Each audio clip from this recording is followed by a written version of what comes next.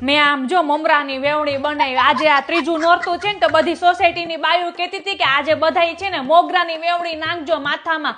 હું આજ સવારમાં ફૂલ પાંદડી લેવા ગઈ તો મેં એને પૂછ્યું મેં શું ભાવ છે મોગરાની વેવણીનો? તો કે 25 રૂપિયાની એક. મેં કીધું આને કઈ અપાતા હશે 25 રૂપિયા?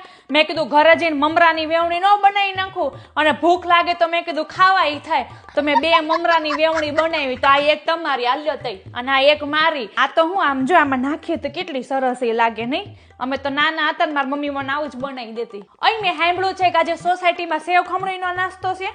હે તો મને તો બહુ ભાવે. મેં તો આ ચકુડીને પપ્પાને બધાને કીધું હતું. મેં કીધું જો આજે સાંજે છે ને મેં કીધું રાંધવાનું થતું જ નથી. સેવ ખમણી મેં કીધું છે ને દાબીને બધાય ખાઈ લેજો.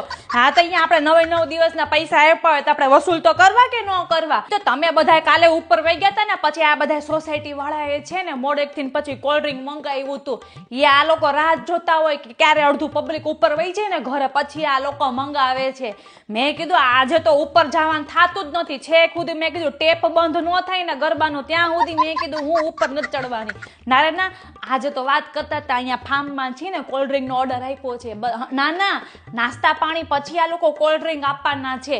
તો મેં આ ચકુડીને પપ્પાને જ કીધું. મેં કીધું ભાડું મેં કીધું ઉપર આવ્યા છો નાસ્તો પાણી કરીને બધાએ છે ને કોલ્ડ ડ્રિંક નો મેં કીધું 5-6 ગ્લાસ મેં કીધું પિયત જવાના. મેં કીધું હકથી કીધું પૈસા આપણે આપ્યા. મેં કીધું વસૂલ મેં કીધું આ લોકો કરે. ઓય રેખાબેન આજે તો આપણે બંને મસ્ત તૈયાર થઈ નીચે જાશું હો. તમે જાઓ ને એટલે મને હાથ પાડજો ને એટલે હું આવી જઈશ. કેટલા વાગે તૈયાર થવાના છો? 9 વાગે. તે હું તો 8:30 વાગ્યાની તૈયાર થઈને બેસી જાય. તમે હાથ પાડજો ને એટલે હું સીધી નીચે ઉતરીશ. અને આમ જો સોસાયટીમાં છે ને આપણી બેયની ધાપ પડવી જોઈએ.